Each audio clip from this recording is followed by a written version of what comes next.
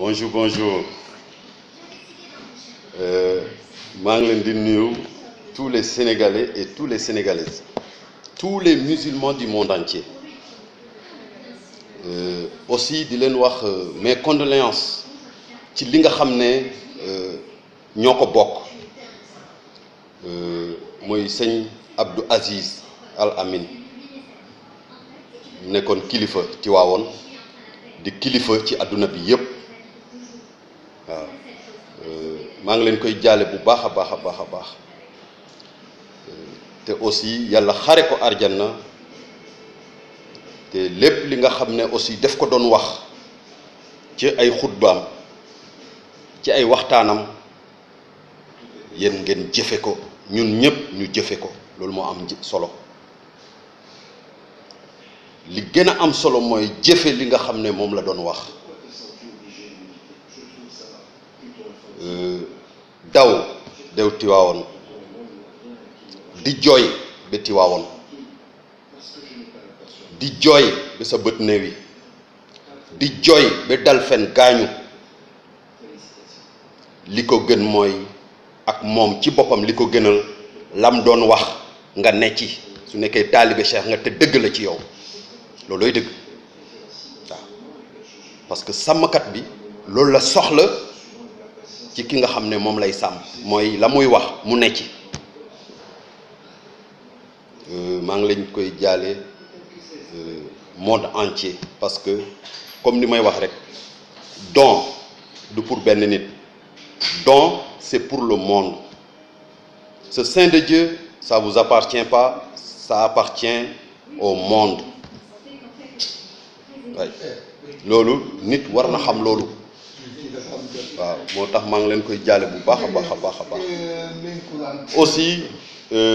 di leen wax rek aussi bonne fête ci seen tamxarit bi. Le bon Dieu tout le temps daf ñuy won ay affaire te ñun duñu siggi ci loolu tamxarit benn tarixa moomu ko mooy seen at bu bees pour tous les musulmans du monde entier ak foo mun a nekk nag ci monde bi waaw kon nit war na xam ne lépp benn la waaw nit war na xam ne lépp benn la te ku nekk mu dundi ko ci xolam ak moromam waaw loolu maa ngi leen koy ñaax waaw ma ñëwaat aussi par rapport ci vidéo bi ma yemoon la fois passée par rapport yonante Mohamed parce que am na vidéo boo xam ne jeexutoon c'était juste pour gën a éclaircir son dernier recours dinaa leen ko gën a éclaircir tey waaw Mohamed moomu leen ko pour monde bi la don c'est un don de Dieu bu kenn foog ne moo ko moom ki ko moom mooy kii def li mu wax loolooy dëgg mais képp ku deful lu muy wax rek bàyyi ko tout tranquille loolu mooy yoon waaw son dernier recours mooy ba nga xam ne ñàkk doon sonal dëgg ba ñu décider ne tey Mohamed ak ay nitam du ñu génn te jàppuñu leen yàlla ne bul sonn maa la ngemb te kenn mënul ci yow dara yàlla nelaw loo leen ñoom ñépp kan moo mën loolu yàlla rek moo ko mën yàlla nelaw loo leen ba ñoom Mohamed ñu génn dëkk bi ba dem fu sori ñu door a yeewu ma laaj leen kan moo mën loolu ci yéen kon bàyyi leen caaxaan ba mu demee pour gën a déggal islamo-chrétien ci benn dëkk catholique un évêque fa la logé ba mu demee évêque bi accueillir ko ak waa dëkkam bi mu demee accueillir ko ñu nekk ci jàmm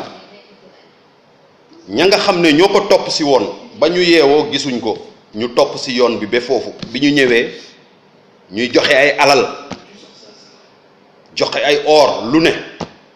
pour évêque bi mun koo libérer Mohamed ak ay nitam évêque bi wax leen ne kii jotewuñ dara et on vit en paix et comme on vit en paix amul problème li ngeen indi nii pour alal yóbbu leen ko soxlawuma ko Mohamed nit ku baax la on s'entend très bien ak ay nitam kon boog dem leen ci jàmm moo gën c'était ça son dernier recours waaw kon islamo-chrétien Mohamed yonente Mohamed moo ko njëkk a dox te loolu ku ne xam na ko ci boppam kon naxante baaxul bàyyi leen naxante bi kon na reste ça bàyyi leen loolu te loolu leer na bopp bu ne nga nekk musulman nga nekk catholique waaw ba mu demee ba loolu ñu tënk ko gaa yi génn mu des saaba yi nga xam ne yu mag yi par rapport saaba yu mag yi demoon nañ ba xam ne Mohamed lu muy dox dëgg la ñu ànd ak Mohamed ba ñu àndeek moom di génn évêque bi libéré leen ñu ànd di génn ci lañ tase ak ñeneen ñi ñu wax leen ne ah xanaa du suñu chef yi suñu chef de bande yi ñoo ànd ak Mohamed ni mu ne waaw chef bi carrément moo leen wax ne waaw man Mohamed laa àndal parce que nitu yàlla la ci lañ ñoom ñëpp xam ne Mohamed li muy dox dëgg la ci la Bilaal yi doore yëg pour annoncer ne lépp jeex na kon nit war na xam loolu waaw may wax ne nag pour tous les envoyés de Dieu nga nekk catholique nga nekk musulman képp koo xam ne rek jëfewoo ci li muy wax rek yaa ngi leen di persécuter ba tey mooy yaa ngi leen di toroxal ba tey képp koo xam ne jëfewoo seeni wax rek yaa ngi leen di toroxal ba tey waaw nga nekk catholique nga nekk musulman yaa ngi leen di toroxal ba tey kooku nit ku ne war na koo xam waaw nit ku ne war na xam ne dangaa war a respecter sa morom comme sa bopp waaw pour gën koo éclairciral mooy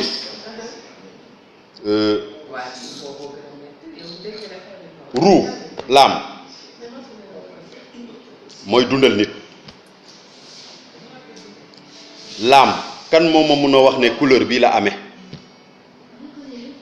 personne laam kan moo ma mun a wax ne am ci boppam daa weex baa daa ñuul personne tubaab bi liggéey na lépp ba mu des am munu ci dara kon aussi je me dis que tu sois blanc que tu sois noir que tu sois quoi que ça soit et n'importe race tout être humain doit savoir que nous avons tous des âmes nous avons tous ce qui vient de Dieu et chacun doit se respecter de l'un à l'autre ku ne war na xam loolu ku ne war na xam ne sama morom bi ma janool nit la ko man kon dama ko war a respecter waaw parce que le bon Dieu laaju la dara lu dul jox ko cër loolu rek la laaj waaw même nga nekk blanc nga nekk xawma je sais pas quoi kenn gënul kenn jigéen bi nekk Sénégal moo nekk États-Unis moo nekk au Palestine moo nekk feneen ak feneen ak feneen jigéen yëpp benn la góor bi nekk Sénégal soo demee aux États-Unis ak feneen góor la rek kon ñoo bokk même bind nga nekk nit ku ñuul nga nekk nit ku weex nga am grade boo mun a am xamal ne kii ma janoon nit la ko man nga jox ko respect loolu mooy yoon joxoo ko respect képp ko joxul nit respect parce que yaa ngi persécuter les envoyés de Dieu te su nekkoon yow fekke woon nga bi nga xam ne ces envoyés de Dieu là c'était sur place yow tu seras le premier à les faire souffrir kon naxante baaxul waaw nit ku ne war na xam ne naxante baaxul loolu war nañ arrêter loolu combien de fois ñuy xutba combien de fois ñuy def homélie jusqu'à quand loolu ba kañ nit war na xam ne kenn gënul kenn waaw képp koo xam ne nag tu te sens que gën nga nit ki yow sa bopp na nga mun a defaral sa bopp ruu mais fekk mënoo defaral sa bopp ruu xamal ne képp koo janool nga nekk nit ku ñuul nga nekk nit ku weex ak koo mun a doon xamal ne vous êtes tous des êtres humains et vous êtes tous égaux waaw nit war na xam loolu waaw parce que je comprends pas que tu sois blanc ni noir, nous sommes tous égaux. Le bon Dieu, c'est lui qui a créé le monde, et pour tous les biens qui sont dans le monde, c'est par la volonté de Dieu. C'est par la volonté de Dieu. Oui. Que ça soit le pétrole, que ça soit le gaz,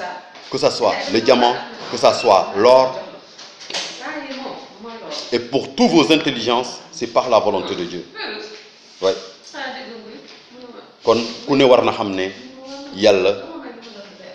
noppale na ci àdduna nit ñi ñoo ci des waaw yàlla def na lépp waaw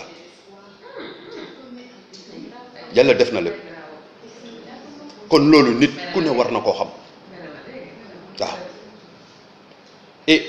j'insiste sur un truc par rapport les pays. Parfois les pays ils disent que c'est ça mon territoire. Tu n'as pas de territoire parce que le bon Dieu, c'est lui qui a créé tout et il n'a pas fait des territoires. C'est par ton orgueil que tu as fait des territoires. Arrêtez ça. Oui. Arrêtez de faire des territoires. Arrêtez ça. Il faut arrêter. Vous êtes tous égaux. Oui. Que tu sois en Angleterre ni au Sénégal, partout dans le monde, vous êtes tous égaux. Et le bon Dieu vous a libérés, que par la volonté de Dieu, il faut libérer les gens. Oui, parce que le bon Dieu t'a libéré pour te dire qu'il y a l'esprit de vérité et l'esprit de mensonge. Et c'est à toi de choisir. Oui. Et chaque chose avec sa récompense. Si tu choisis la vérité, tu as Dieu. Si tu choisis le mensonge, tu es avec Satan. Et tu auras Satan et tu auras la récompense de Satan. Oui. Kon yàlla wàcce naag ñëpp waaw yàlla wàcce naag lépp waaw nit war na xam ne kenn gënul kenn waaw non man je n'ai pas compris comment se fait-il yow nga ne catholique depuis instant bi mu amee ba tey mu lay wax aime le prochain comme soi-même yow le catholique loolu mënoo ko pose-toi la question. Pose-toi cette question. Kon xamal ne yow même instant bi mu nekkee au Golgotha soo fa nekkoon aussi tu vas le faire souffrir et tu le fais souffrir jusqu'à maintenant. Oui, tu es en train de le persécuter. Arrête ça yow mii def loolu arrêté ko tu arrêtes waaw. Mohamed la même chose ña ko doon souffrir loo ànduñoo nag ñëw ak moom tey su nekkee loo xam ne aussi yow. sa bopp Mohamed la mu wax defoo ko yaa ngi koy persécuté ba tey où est la foi ngëm bi fan la ne nañ arrêté loolu combien de dimanche combien de vendredi nit ñi di xutba nit ñi di def ay homélie pour lan loolu fan ngeen ko teg te ku nekk mu ngi ci lu ko neex way surtout par rapport ñëpp xam nañ ko la connexion est là. Dès que connexion, tu as un tout problème, ça va te mettre, tu es découragé, tu ne vis pas. Pourquoi tu es connecté ci Yalla suñu borom bi la sak? Que ça s'arrête. Vous êtes déconnecté ci ki nga xamné mo la sak mu Yalla suñu borom, no ci connecté en respectant le prochain. Vous respectez les prochains. C'est important. Ken waxul ken mu jox nit dara, bu jox nit dara, mais kep ko janol tek ko sa morom comme sa bop. C'est ça. Waaw. Mais gën a jox cër connexion bi ba pare tu t'en fous de l'être humain yow foo ko teg te connexion fu amul rek tu es brouillé bàyyi leen naxante bi waaw képp ku mënul connecté ci yàlla suñu borom mooy respecter sa morom comme sa bopp bàyyil église bi bàyyil mosquée bi tu arrêtes ça arrêté ko moo gën quoi. Waaw parce que defu leen fi dara yàlla daa def yëpp mu pare waaw tous ces envoyés de Dieu yéen ngeen souffrir loo neen lu ne ñu daj ko ba tey yéen a ngi souffrir loo les envoyés de Dieu parce que li ñu wax defu leen ci dara yéen a ngi ci lu leen neex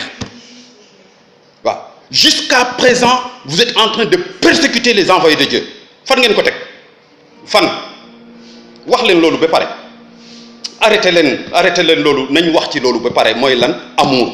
nañ xam amour ba pare ñu door a xam lan lañ war a dund lan la loolu mooy dëgg amour war nañ ko xam waaw te amour du ngelaw buy ñëw nii non non non déedéet mooy li ngay sentir sa xol ci sa morom waaw sooy xalaat la même chose ngëm du ay bien ay xawma lan du yére bu rafet du oto du bien arrêté foog ngeen arrêté xam ne ngëm du ay bien waaw nit ki war na xam ne ngëm pour nga gëm yàlla da nga koy gëm ci sa xel sa xol ak sa jëf nit war na xam loolu mooy sooy xalaat na set sooy sentir ci sa xol ci sa morom na set sooy jëf ci sa morom na set kenn gënul kenn waaw nga nekk Birmanie nga nekk Palestine nga nekk au Sénégal nga nekk foo mun a nekk au monde nous sommes tous des êtres humains et nous sommes tous égaux que tu sois blanc que tu sois noir nous sommes tous égaux voilà c'est ça oui le bon Dieu a un territoire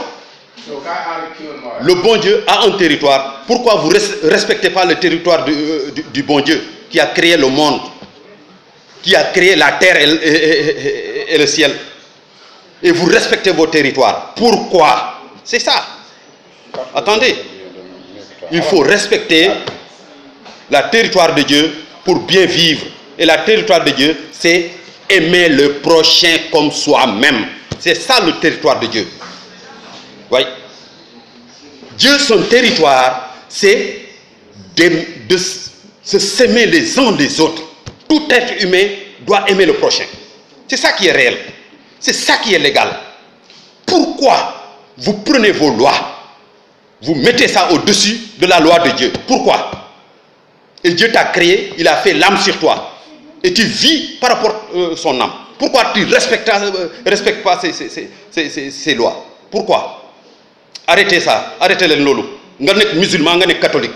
képp ku mënul fonk sa morom comme sa bopp arrêteel dem église arrêteel dem mosquée arrêteel di jàpp di julli arrêtez leen loolu vous arrêtez parce que vous êtes en train de persécuter les saints et vous tous hein je dis vous tous vous êtes en train de persécuter les saints ça c'est mauvais ça xëccoo mooy lan alal mooy lan ban territoire ngeen am balaa may wax mu ne da ngay wut passeport pour dem xaw ma fan ah balaa may dee mu ne da ngay wut visa pour dem ma fan yàlla ci boppam son visa xam nga lan la tu aimes le prochain comme soi-même c'est ça qui est légal waaw en tout cas loolu laay lancer tout le monde te dama koy répété waat def ngeen ko defu leen ko le bon Dieu moo ci jël en charge ça je vais le répéter xaw ma ñan la fi fekk le bon Dieu va prendre en charge li mu créé mooy lan le monde et ça je vous le dis ku ko gëm baax na ku ko gëmul baax na kooku sama yoon newu ci mais l'essentiel ma wax leen ne c'est temps le bon Dieu va régler son problème waaw le bon Dieu va régler son problème voilà ok et vraiment maa ngi leen di bàyyi et vraiment fii nag mooy amour et paix waay waaw vidéo Antoine Dob amour et paix point waay ku ko mënul bu ko seetaan amour et paix waaw ok et vraiment je vous souhaite tout le bonheur du monde et je vous souhaite la paix partout dans le monde et à tout être humain amen merci bye bye